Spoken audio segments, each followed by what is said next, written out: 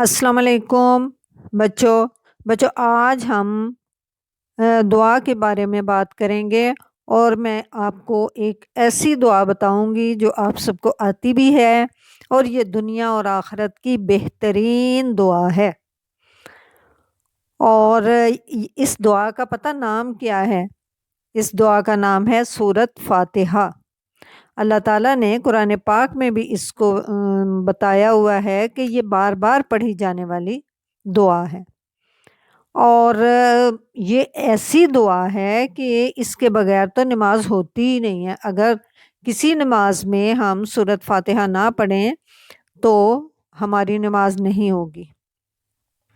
اور یہ جو ہے دعا، یہ پوری سورت سب سے پہلے، یہ پوری سورت کی صورت میں یہ سب سے پہلے نازل ہوئی، یعنی کہ ویسے تو آیات نازل ہوئیں سورہ الگ کی، سورہ مزمل کی، سورہ مدثر کی، لیکن جو پہلی سب سے پوری سورت نازل ہوئی وہ سورۃ فاتحہ ہی ہے۔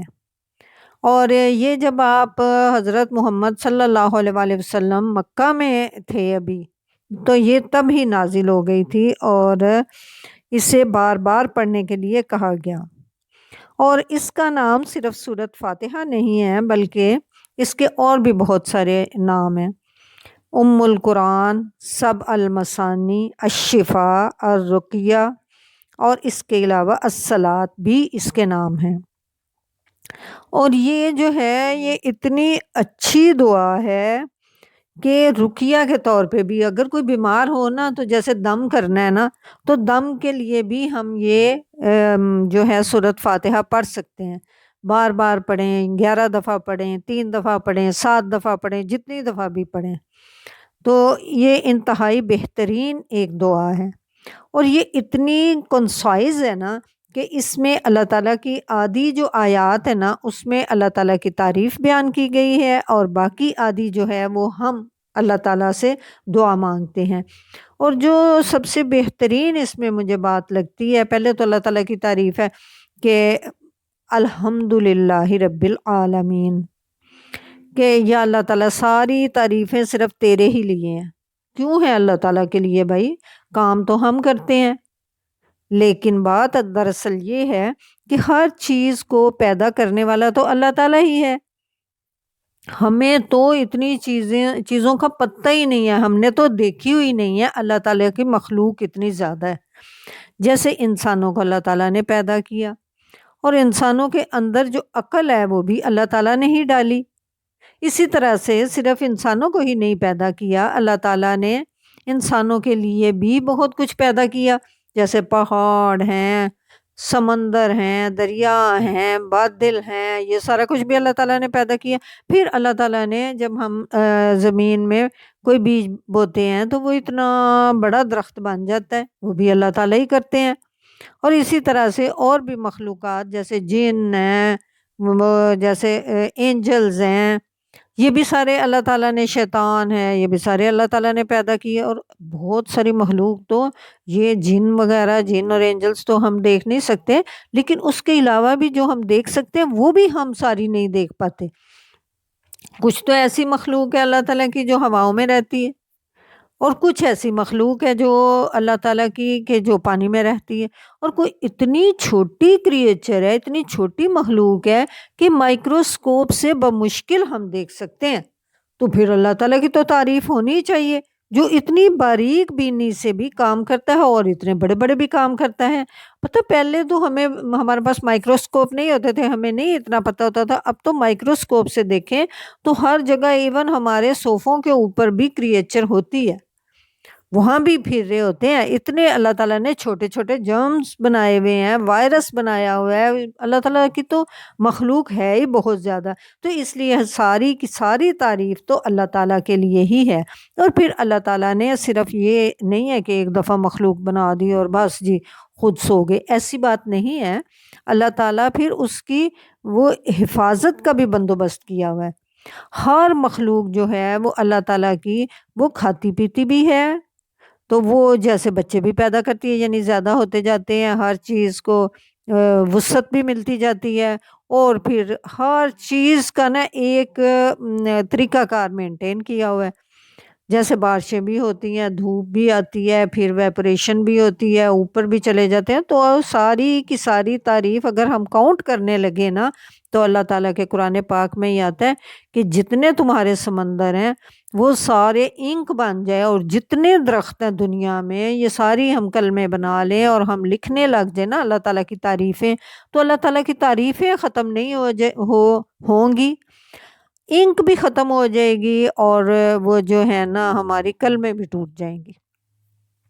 تو اس لیے ساری کی ساری تعریف اللہ تعالیٰ ہی کے لیے ہے۔ دوسری بات یہ ہے کہ جب بھی ہم کسی سے دعا کرنے لگے نا تو پہلے اس کی تعریف کرنی چاہیے، تو اللہ تعالیٰ تو ہے ہی تعریف کے لائق، تو اس لیے سب سے پہلے ہم اس میں کہتے ہیں الحمدللہ رب العالمین۔ اچھا یہ کہہ لیا، اس کے بعد الرحمن الرحیم، کہ اور اللہ تعالیٰ ایسا ہے کہ وہ رحمان بھی ہے اور رحیم بھی ہے۔ رحمان اور رحیم اصل میں تقریباً ہے تو ایک ہی چیز، لیکن ایک چیز ایسی ہے کہ جو بہت زیادہ رحم کرنے والا، اور دوسری چیز ہوتی ہے بار بار کرنے والا۔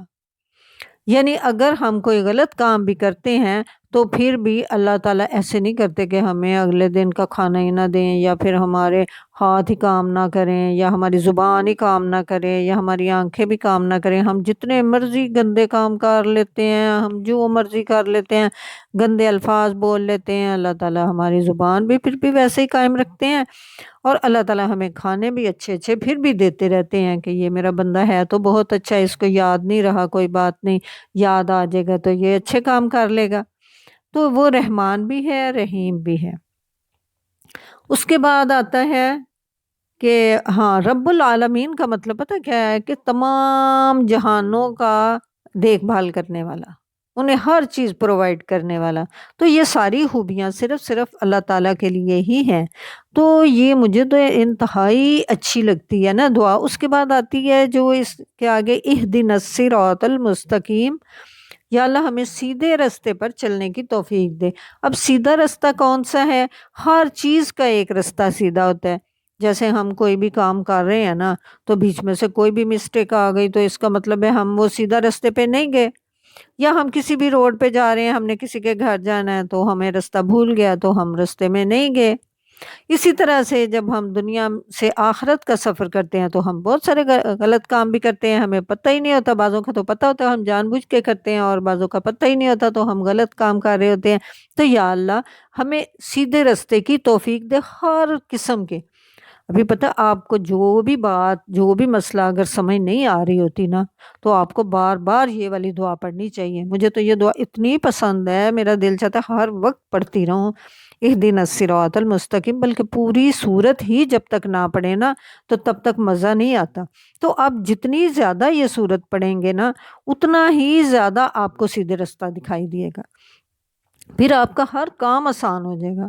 آپ کا جو بہت مشکل کام ہے نا وہ بھی آپ کو پتہ ہی نہیں چلے گا کیسے سیدھا ہو گیا، اللہ تعالیٰ وہ بھی سیدھا کر دیں گے۔ تو اس لیے یہ دعا تو بہت ہی فائدہ مند ہے۔